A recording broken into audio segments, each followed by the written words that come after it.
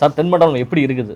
தென்மண்டலம் நீங்கள் சொன்ன மாதிரி அதிமுகவின் கோட்டையாக இருந்தது. திமுக வந்து திரும்பி அதை கைப்பற்றினாங்க. இந்த எலெக்ஷன் வந்து எல்லாருக்கும் ஒரு டெஸ்டட் அப்படிங்கிறனால ரீகெயின் பண்ணுவாங்க அண்ணா திராவிட முன்னேற்ற கழகம் தான் அப்படிங்கிறது. ஏன்னா இதில் என்ன விஷயம்னா பெரிய ஃபேக்டர் என்னென்னா எல்லாரும் பார்த்தது ஓபிஎஸ் வந்து திராவிட முன்னேற்ற கழகத்துக்கு போயிட்டாரு. இதனால தென்மண்டலங்களில் வந்து பெரிய பாதிப்பு ஏற்படுத்த வேணுமோ அவரை வந்து ஒரு தென்மண்டலத்துக்கு உரிய தலைவர் மாதிரி, கொங்கு மண்டலத்துக்கு எப்படி எடப்பாடியார் அப்படிங்கிற மாதிரி இவரை வந்து தென்மண்டலத்துக்குன்னு ஒரு ப்ரொஜெக்ஷன் இருந்துச்சு. பட் அதை பேலன்ஸ் பண்ணுற மாதிரி இதில் ரெண்டு விஷயங்கள் என்னென்னா, தென்மண்டலங்கள் தேவரும் தேவேந்திர குல வேளாளர்கள் தான் மெஜாரிட்டியாக இருக்கிற ஒரு ரெண்டு சமுதாயங்கள். ஸோ இவங்க ரெண்டு பேரில் இன்றைக்கி வந்து ப்ரிடாமினென்ட்லி பார்த்தோன்னு வச்சுக்கோங்களேன். ஸோ தேவர்களுக்குன்னு அம்மா மக்கள் முன்னேற்ற கழகம் அப்படின்னு இன்றைக்கி நீங்கள் முன்னாடி எப்படி அண்ணா திராவிட முன்னேற்ற கழகம் தேவர்களுக்கான கட்சின்னு அறியப்பட்டதோ இன்றைக்கி வந்து அதை நீங்கள் வந்து அம்மா மக்கள் முன்னேற்ற கழகம்னு எடுத்துக்கலாம். தென் மாவட்டங்களில் நிஜமாகவே ஒரு வலுவான ஒரு சக்தியாக தான் அவங்க இருக்காங்க. ரெண்டாவது விஷயம் ஃபார்வர்ட் பிளாக் திருமாறன் இவங்க கூட இருக்காங்க. அதெல்லாம் ஒரு அடிஷ்னல் அட்வான்டேஜ் தான். ஸோ என்னதான் கருணாஸ் போனாலும் கருணாஸ் பின்னாடி எவ்வளோ தேவர் கம்யூனிட்டி இருப்பாங்கிறதெல்லாம் ஒன்றும் பெரிய. ஏன்னா சமுதாய ரீதியாக பார்க்கும் பொழுது கருணாஸ் வந்து ஒரு தேவர் சமுதாயத்தோட ரெப்ரசன்டேட்டிவா அப்படின்னா ஏற்றுக்கவே மாட்டாங்க. யாருமே அதை ஏற்றுக்கிறது இல்லை. என்ன நேற்றுக்கெல்லாம் ஸ்டேஜில் பார்த்தீங்கன்னா கருணாஸ் வந்து ஒரு கருப்பு சேப்பு துண்டை போட்டுக்கிட்டு அவர் ஏதோ திமுகவுடைய வேட்பாளர் மாதிரியாவே ஒரு தோற்றத்தை வந்து ஏற்படுத்திருக்கீங்க. ஸோ அதனால நீங்கள் அப்படி பார்த்தீங்கன்னா கிட்டத்தட்ட நம்ம தென் மாவட்டங்கள் அப்படின்னா கிட்டத்தட்ட ஒரு 50லேருந்து 60 58 சீட்டுக்கு டெக்னிக்கலாக சொல்லணும்னா தென் மாவட்டங்களில் ஒரு ப்ராடராக இருக்கும். ஸோ இதில் வந்து பார்க்க போனால் நம்ம பின்னாடிலேருந்து பார்க்க வந்துடுவோமே. ஃபஸ்ட்டு தென்காசி மாவட்டத்தில் என்ன இருக்குது, ஆலங்குளம் பார்த்தீங்கன்னா நம்ம மனோஜ் பாண்டியன் இங்கேருந்து அண்ணா திராவிட திமுக முதல்ல போனவர் சிட்டிங் எம்எல்ஏ. பட் ஆனால் என்ன விஷயம்னா இதனால ஒரு விஷயம் அண்ணா திராவிட முன்னேற்ற கட்சி தொண்டர்கள் மத்தியில் கன்சால்டேஷன் நடந்துருச்சு. முன்னாடி ஒரு வேவரிங்காக இருந்துச்சு. ஈவன் பிஹெச் பாண்டியன் மனோஜ் பாண்டியன் இருக்கும்பொழுதே அங்கே அண்ணா திராவிட முன்னேற்றத்தில் ஒரு 30-40% வந்து இவங்ககிட்ட இருந்தாங்க. ஸோ இப்போ அவங்க திமுக பக்கம் போகலை, அவங்க அண்ணா திராவிட பக்கம் முன்னே தான் இருக்காங்க. பட் இருந்தாலும் ரொம்ப டஃப். கேஆர்பி பிரபாகரன் தான் ஏடிஎம்கேல கண்டெஸ்ட் பண்ணுறாரு. ரொம்ப டஃப்பாக க்ளோஸ் காலாக தான் இருக்கும். பூங்கோதைக்கு கொடுக்கப்படலை. ஆமாம், அவங்களுக்கு கொடுக்கல. அது ஒரு பெரிய டிஸ்அட்வான்டேஜ். ஸோ திரும்பி போகும்பொழுதே இவங்க சீட்டை கன்ஃபார்ம் பண்ணிட்டு தான் போயிருக்காங்க. இந்த இதெல்லாம் போகும்பொழுது எனக்கு தெரிஞ்சு என்னமோ ADMK will win for Alangulam அப்படிங்கிற மாதிரி. ரெண்டாவது விஷயம், நாடார் சமுதாய மக்கள் அதிகமாக இருக்கிற இடம், எல்லாருமே நாடார் கேண்டிடேட்ஸ் தான். அதனால் அதுவும் ஒரு இது கிடையாது. அண்ட் தென் அப்புறம் அப்படியே பக்கத்தில் பார்த்தோம்னா கடையநல்லூர் பார்க்கலாம். கடையநல்லூரை பொறுத்த வரைக்கும் எனக்கு தெரிஞ்சு ஒரு எட்ஜ் ஓவர் இந்த தடவை அண்ணா திராவிட முன்னேற்ற கழகம் பக்கம் சாயிற மாதிரி தான் இருக்குது. அதனால் அதில் ஒன்றும் இது இல்லை. அதுமாரி சங்கரன் கோவிலில் மெஜாரிட்டியாக தேவர் கம்யூனிட்டி வாக்குகள் இருக்குது. ஆஸ் வெல் அஸ் தேவேந்திர குல வேளாளர்கள் வாக்குகளும் ஈக்குவலாக இருக்குது. பட் அது கொஞ்சம் டஃப்பாக தான் இருக்கும். மேபி ஒரு எட்ஜ் ஓவர் டிஎம்கேக்கு கூட கிடைக்கலாம் அந்த இடம் போகிற மாதிரி தான் ஒரு யோசனை இருக்குது. அடுத்தது பார்த்தீங்கன்னா தென்காசியை பொறுத்த வரைக்கும் டிஎம்கேல ஒரு கலை கதிரவன் அவர் நிற்கிறாப்புல, மோகன்தாஸ் பாண்டியன் அண்ணா திராவிட முன்னேற்றத்தில் இருக்காங்க. ரொம்ப க்ளோஸ் கண்டெஸ்டாக இருக்கும். எட்ஜ் ஓவர் யாருக்கு வேணால் போகலாம் அப்படிங்கிறது. ஆமாம், யாருக்கு வேணாலும் போகலாம். வாசுதேவநல்லூர் பிஜேபிக்கு நிஜமாகவே ஒரு நல்ல கான்ஸ்டிடுவன்சி. பிஜேபி வெற்றி படக்கூடிய 6-7 தொகுதிகளில் வாசுதேவநல்லூர் கண்டிப்பாக இருக்கும். அந்த ஆனந்தன் ஐயாசாமி அதாவது அந்த தொகுதியிலேயே ஒரு அவர் யூஎஸில் இருந்துட்டு வந்து எல்லாம் பண்ணி தொகுதிக்காகவே ஒரு 10-15 வருஷம் மெனக்கெட்டுக்கிட்டு இருக்காரு. அந்த தொகுதியை வந்து நிச்சயமாக ஆனந்தன் ஐயாசாமி அதே கம்யூனிட்டி தேவேந்திர ஒரு அந்த அளவுக்கு வந்து வாசுதேவநல்லூர் வந்து பிஜேபி வசம் போகக்கூடிய ஒரு தொகுதியாக இருக்கும் அந்த இடத்த பொறுத்த வரைக்கும். அப்புறம் அப்படியே வந்தோம்னா தேனி மாவட்டம் பக்கம் அப்படியே வந்தோம்னு வச்சுக்கோங்களேன், ஆண்டிப்பட்டி நல்ல மகாராஜனுக்கும் லோகராஜன் ரெண்டு பேருமே நல்ல கண்டென்ட் எப்போதுமே இருக்கும். இந்த தடவை எட்ஜ் ஓவர் நிச்சயமா அண்ணா திராவிட முன்னேற்ற கழகம் அந்த இடத்த எடுக்க போகும்.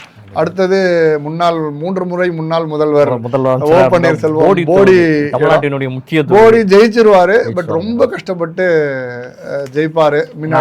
அதிமுக வெயிட்டான கேண்டிடேட், சாதாரண கேண்டிடேட் கிடையாது, ரொம்ப நல்ல கேண்டிடேட். அதனால ஈஸியாக வந்துருவாருன்னு சொல்ல முடியாது. பட் ஜெயிக்கக்கூடிய வாய்ப்புகள். போடி வந்து திமுக வசம் போகக்கூடிய ஓபிஎஸ். ஆமாம் ஆமாம். அதே மாதிரி கம்பம் இந்த தடவை பார்த்தீங்கன்னா அவர் எகைன் ராமகிருஷ்ணன் நிற்கிறாரு. இந்த பக்கம் ஜக்கையன் சாதாரண ஏடிஎம்கேவோட மாநில பொறுப்பில் இருந்தவர் எகைன் ஜெகநாத் மிஸ்ரா சொல்லணும், அவர் டிவிகே சார்பாக. இங்கே வந்து ஓட்டு திமுகவுக்கு வந்து எனக்கு தெரிஞ்சு இந்த தடவை தாவேகா பிரிக்கக்கூடிய vote will go in favour of Jakkaiyan தான். ஜக்கையன் மீண்டும் எம்எல்ஏ ஆகக்கூடிய வாய்ப்புகள் பிரகாசமாக இருக்கு அந்த இடத்துல. ஸோ ஈக்குவல் ஃபைட்டு ஜெகநாத் மிஸ்ராவும் கொடுப்பாரு டிவிக்கு. ஆனால் ஏடிஎம்கேக்கான வாய்ப்பு அதிகம். கன்வர்ஷன் ஆகிறது அப்படிங்கிறது ஒரு 1000-2000 ஓட்டுகள்ல எட்ஜ் ஓவர் எடுத்து ஏடிஎம்கே வரக்கூடிய ஒரு யோசனையா இருக்கு. பெரியகுளம் இந்த பக்கம் பெரியகுளம் பொறுத்த வரைக்கும் இந்த பக்கம் அம்மா மக்கள் முன்னேற்ற கழகம் வேட்பாளர் ஒரு டஃப்பான இதுதான். பட் எட்ஜ் ஓவர் எனக்கு தெரிஞ்சு அம்மா மக்கள் கட்சி வரத்துக்கு அதனால ஒரு மாதிரியா எட்ஜ் ஓவர் எடுத்து அண்ணா திராவிட முன்னேற்ற கழகம் வந்துருவாங்கங்கிற மாதிரி தான் தெரியுது. ஸோ இது போடியை பொறுத்த வரைக்கும் இந்த ஒரு கான்ஸ்டியூன்சிஸ். அப்புறம் அப்படியே இந்த பக்கம் தூத்துக்குடி பக்கம் வந்தோம் அப்படின்னு வச்சுங்களேன், கோவில்பட்டி, ஒட்டப்பிடாரம், இந்த ஸ்ரீவைகுண்டம், இந்த தொகுதியெல்லாம் பார்க்கலாம். கோவில்பட்டியை பொறுத்த வரைக்கும் பார்த்தீங்கன்னா கடம்பூர் ராஜு அதில் மாற்று கழுத்தே இல்லை. லோக்கல் கம்யூனிட்டி பேஸு அது எல்லாம் தாராளமாக. அதுவும் இல்லாமல் அம்மா மக்கள் முன்னேற்ற கழகம் வேற இருக்கு, அதுவும் ஒரு எட்ஜ் ஓவர். ஸோ அதையும் சேர்த்துக்கிட்டு வரும்போது கோவில்பட்டியில் நல்ல அறுதி பெரும்பான்மையிலேயே கடம்பூர் ராஜு ஜெயிச்சிருவாருன்னு தான் தெரியுது. ஒட்டப்பிடாரம் திரும்பி அம்மா மக்கள் முன்னேற்ற கழகம் கொடுத்துருக்காங்க. நல்ல கேண்டிடேட்டும் சுந்தரராஜ் வந்து ஒரு நல்ல கேண்டிடேட்டு.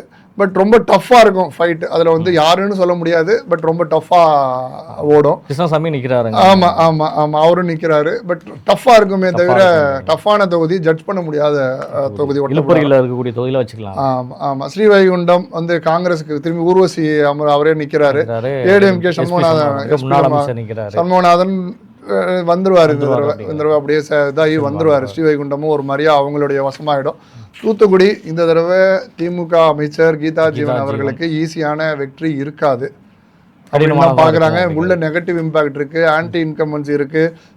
தாவேகா அங்க வந்து பெருவாரியான வாக்குகளை பிரிக்கிறாங்க என்ன. ஸோ அதனால கீதா ஜீவனுக்கு வெற்றி எளிதல்ல. சர்ப்ரைஸாக இருக்கலாம், ஏடிஎம்கே ஜெயிக்கக்கூடிய வாய்ப்புகள் கூட இருக்கு. ஆமாம், திருச்செந்தூரை பொறுத்த வரைக்கும் மினிஸ்டர் வந்துருவார் அனிதா ராதாகிருஷ்ணன். அதில் ஒன்றும் எந்த விதமான டவுட்டும் இல்லை. ஸோ அதில் ஒன்றும் பெருசாக இது பண்ணுறதுக்கு இல்லை, அவரே வந்துட போகிறாரு. விளாத்திக்குளமை பொறுத்த வரைக்கும் சிட்டிங் எம்எல்ஏ, ஆமாம் சிட்டிங் எம்எல்ஏ இருக்காரு Markandeyan. Anti incumbency factor, but என்னன்னு பார்க்கணும், பொறுத்து இருந்து தான் பார்க்கணும். அது ஒன்றையும் இதில் இருக்குது. அண்ட் தென் அப்படியே திருப்பத்தூர் அப்படி அந்த பக்கம் வந்தோன்னு வச்சுங்களேன், ஆம்பூர் இருக்குது. அவர் டிஎம்கேல இவர் வில்வநாதன் நிற்கிறாரு, சிட்டிங் எம்எல்ஏ. அதனால அவர் சமுதாய வாக்குகள் இருக்கிறதுனால அவர் ஒரு மாதிரியா எடுத்துட்டு ஓடி வந்துடுவாரு. ஜோலார்பட்டி மினிஸ்டர் இருக்காரு ஏடிஎம்கே வீரமணி. அவர் எனக்கு தெரிஞ்சு இந்த தடவை வெற்றிகரமாகவே ஜோலார்பேட்டை அதிமுக வசமாக்கி கொண்டு வந்துருவாரு. திருப்பத்தூர் அம்மா மக்கள் முன்னேற்ற கழகத்துக்கு கொடுத்துருக்காங்க, ஞானசேகரன் நிற்கிறாப்புல. பட் கொஞ்சம் க்ளோஸாக தான் இருக்கும், ஏன்னா அது அவங்களுக்கு ஒரு அன்னோன் கான்ஸ்டியூன்சி மாதிரி தான் வச்சுக்கோங்களேன். ஸோ நான் எட்ஜ் ஓவர் டிஎம்கே தான் அந்த இடத்துல வரக்கூடிய வாய்ப்புகள் இருக்கும். வாணியம்பாடி எகைன் மைனாரிட்டி அதிகமாக இருக்கக்கூடிய தொகுதி, டிஎம்கே வசம் போகலாம். அதுமாரி தான் அதில் பார்க்குறோம். அதே மாதிரி இப்போ அடுத்தது வேலூர் இந்த பக்கம், அப்படி இந்த பக்கம் இப்படி வந்துட்டோம். இதெல்லாம் ஒரு மாதிரியா சவுத்துக்கு இது பண்ணி பேலன்ஸ்டாக இருக்குது. கிட்டத்தட்ட ஒரு 50-58 தொகுதிகள் நெருக்கி பார்த்துருப்போம், 55 தொகுதிகள் கிட்ட பார்த்துருப்போம். இதில் வந்து பார்த்தீங்கன்னா கிட்டத்தட்ட அதிமுக பொறுத்த வரைக்கும் ஒரு 25-30 தொகுதிகளுக்குள்ள வரலாம். இதுவும் 20-25 தொகுதிகள், ரெண்டு பேருமே ஈக்குவலாக ஒரு பார்ட்டிசிபேஷன்.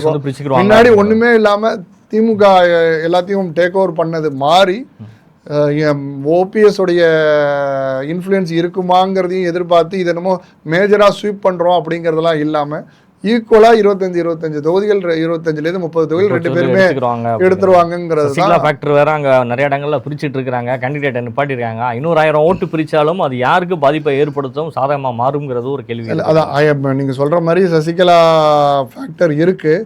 பட் என்னென்னா சசிகலா ஃபேக்டர் என்னதான் இருந்தாலும் ஒரு 1000 ஓட்டுகள் இப்போ வந்து இந்த தென் மண்டலங்களில் ஓட்டை வந்து பெரிய அளவில் பாதிக்குமா அப்படின்னா எனக்கு தெரிஞ்சு அதில் ஒரு பெரிய மேஜர் ஃபேக்டராக இருக்காது அப்படிங்கிறதான் தெரியுது. ரெண்டாவது விஷயம், கேண்டிடேட்டுமே ஃபேஸ் இல்லாத கேண்டிடேட்டாக தான் இருப்பாங்க.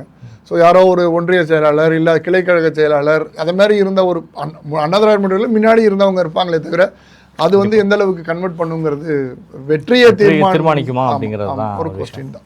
கண்டிப்பாக இப்போ தென்மண்டலத்தோடு சேர்த்து நம்ம வேலூர், திருப்பத்தூர், ஆம்பூருமும் நம்ம சேர்த்தே நம்ம இப்போ பார்த்துருக்கோம். அடுத்ததாக நம்ம பார்க்க போகிறது வந்து அரியலூர் தொடங்கி மற்ற மாவட்டங்களுடைய ஸ்டேட்டஸ் என்ன இருக்குது அப்படிங்கிறத பார்ப்போம். ஸோ இப்போ வந்து அரியலூர் எடுத்துக்கிட்டோம்னா இது எல்லாமே வந்து இப்போ இதுதான் இந்த பெல்ட் என்டையர் ரீசனையும் நம்ம பார்க்க வேண்டியது என்னென்னா எஸ்சி கம்யூனிட்டிஸ் வாக்குகள் பெருவாரியான வாக்குகள் இருக்கக்கூடிய தொகுதிகள் இந்த இடம்லாம். இதெல்லாம் வந்து தாவேக்காவினால பாதிப்பு ஏற்படுத்த முடியுமா அந்த அப்படிங்கிறத பொறுத்துதான் நிச்சயமாக ஏற்படுத்துவாங்க. அதில் எந்த விதமான மாற்று கருத்தும் இல்லை. ஸோ அந்த வாக்குகள் யாருக்காக பெனிஃபிட் ஆக போகுது அப்படிங்கிறது தான் நம்ம வந்து அரியலூர், ஜெயங்கொண்டம் இந்த பகுதிகளில் இருக்கிற இதெல்லாம் நம்ம வந்து பார்க்கணும். அரியலூர் வந்து டிஎம்கே ஏடிஎம்கேல யாருக்கான வாய்ப்புகள் அதிகம் இருக்கு? இல்லை, அரியலூரை பொறுத்த வரைக்கும் அதான் எட்ஜ் ஓவர் யார் எடுக்க போகிறாங்க. ஏன்னா அரியலூர் வந்து திமுகவுடைய வாய்ப்புகள் அதிகமாக இருந்த இடம் தான். பட் தாவேக்காவினால திமுகவின் பாதிப்பு வெற்றியை வந்து எந்த அளவுக்கு பாதிக்குங்கிறதையும் பார்க்கணும். பட் எட்ஜ் ஓவர் நிச்சயமாக அரியலூரில் வந்து திமுகவுக்கு தான் இருக்கும். அதில் எந்த விதமான இதுவும் கிடையாது. ஆமாம். அதே மாதிரி ஜெயங்கொண்டத்தை பொறுத்த வரைக்கும் நீங்கள் பார்த்தீங்கன்னா பாட்டாளி மக்கள் கட்சி இப்போ இது பண்ணுறாங்க. இன்றைக்கி வந்து பாட்டாளி மக்கள் கட்சியில் திரும்பியும் காடுவெட்டியார் பையன் திரும்பியும் தன்னை முழு நேரமாக அரசியலில் கொண்டு வந்து இது பண்ணார். அது ஜெயங்கொண்டம் இஸ் ஹார்ட்கோர் பெல்ட் காடுவெட்டியாருது.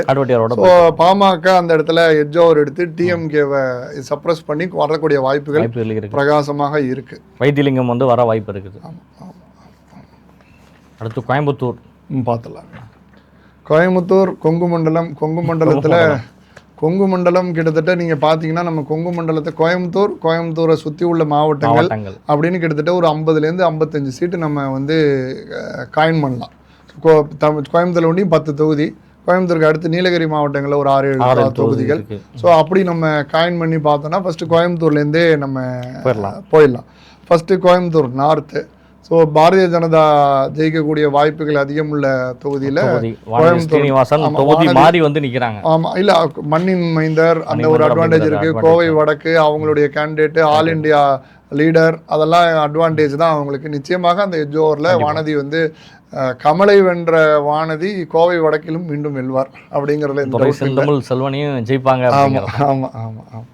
அதே மாதிரி சவுத் செந்தில் பாலாஜி பலவிதமான யுக்திகளை கையாண்டு செந்தில் பாலாஜி நிச்சயமாக அந்த ஒரு தொகுதியை கைப்பற்றலாம். கொங்கு மண்டலத்தில் ஒரு முதல் ஓட்டையை வந்து முதலாக ஒரு திமுக இந்த என்ட்ரி பண்ணுவாங்க. கவுண்டம்பாளையம் அதெல்லாம் நீங்க வந்து பை டிஃபால்ட்டாவே அண்ணா திராவிட முன்னேற்ற கழகமே எடுத்துக்கலாம். ஆமா, கிணத்துக்கடவு கொஞ்சம் டஃப்பா இருக்கும் அப்படிங்கிறதா நான் யோசிக்கிறேன். ஏன்னா அண்ணா திராவிட முன்னேற்ற கழகம் இருந்தாலும் சபரி கார்த்திகேயன் நிற்கிறாரு திமுகவில். ஸோ அந்த இடத்துல கொஞ்சம் கிணத்துக்கடவு கொஞ்சம் இழுபறியா இருக்கும், டஃப்பா தான் இருக்கும். அவ்வளோ ஈஸியா ஏடிஎம்கேக்கு கிடைச்சிடாது அப்படிங்கிற மாதிரி தான் பார்க்க வேண்டியிருக்கு. மேட்டுப்பாளையம் ஆஸ் யூஷுவல் அவங்க ஏடிஎம்கே ஜெயிச்சிருவாங்க. ஆமா, அவர் அதுல ஆட்டோமேட்டிக்கா அந்த இடத்துலயும் வந்துட போறாரு. பொள்ளாச்சி ஜெயராமன் ஆல்ரெடி இருக்காரு. அதுல ஒன்றும் இதுவே இல்லை, நல்ல மெஜாரிட்டியில நல்ல வாக்குகள் வித்தியாசத்துல ஜெயிச்சிருவாரு. ஆமா. சிங்காநல்லூர் நல்ல கேண்டிடேட் செலெக்ஷன், அவங்களும் ஏற்கனவே ஒரு மாதிரியா இருக்காங்க. அதனால அவங்களும் எதிர்த்த மாதிரி கேண்டிடேட்டும் வந்து ரெண்டாவது விஷயம். இன்னொரு விஷயம் என்னன்னா ஸ்ரீநிதி பிரச்சாரத்துக்கு வந்து ஈரோடுக்கு போன சிதம்பரத்தை போய் 2 கேண்டிடேட்டுமே 2 தொகுதி கொடுத்துருக்காங்க அவங்களுக்கு. 2 கேண்டிடேட்டுமே வந்து சிதம்பரத்தை ஒரு கட்டசிக்காக கூட கோயம்புத்தூர் ஏர்போர்ட்ல கூட போய் பார்க்கல. ஸோ அங்கே காங்கிரஸ்குள்ளேயே ஒரு உள்ளடி வேலை பார்த்துருவாங்க. ஸோ ரெண்டாவது விஷயம், கம்ஃபர்டபுளா சிங்காநல்லூர் வந்து அண்ணா திராவிட முன்னேற்ற கழகம் போயிடும். அதே மாதிரி சூலூரை பொறுத்த வரைக்கும் இவங்க அண்ணா திராவிட முன்னேற்ற கழகம் பக்கம் தான் அதுவும் போகும். தொண்டாமுத்தூர் கேட்கவே வேண்டாம். அதாவது அடுத்த டிஃபேக்டோ முதல்வர் என்று அறியப்படுகிற வேலுமணி நல்ல வாக்குகள் வித்தியாசத்தில் பெருவாரியான வாக்குகள் வித்தியாசத்தில் தொண்டாமுத்தூரை கைப்பற்றுவார். அப்புறம் வந்து வால்பாறை ரிசர்வ் கான்ஸ்டிடுவன்சி இருக்கு. அதுவுமே நல்ல ஒரு ஃபேவரபுளான ஏடிஎம்கேக்கு எப்பொழுதுமே ஃபேவரபுளாக இருக்கக்கூடிய ஒரு விஷயம் தான். கோயம்புத்தூரை பொறுத்த வரைக்கும் 10-11 தொகுதிகளில் 8-9 தொகுதிகள் வந்து இவங்களுக்கு அண்ணா திராவிட முன்னேற்ற கழகம், ஒரு தொகுதி கோவை தெற்கு அவருக்காகவும், ஒரு இது ஒன்றையும் இழுபறையாக இருக்கும். கிணத்துக்கடை ஒன்றையும் என்னங்கிறத முடிவு பண்ண வேண்டியதாக இருக்கும்.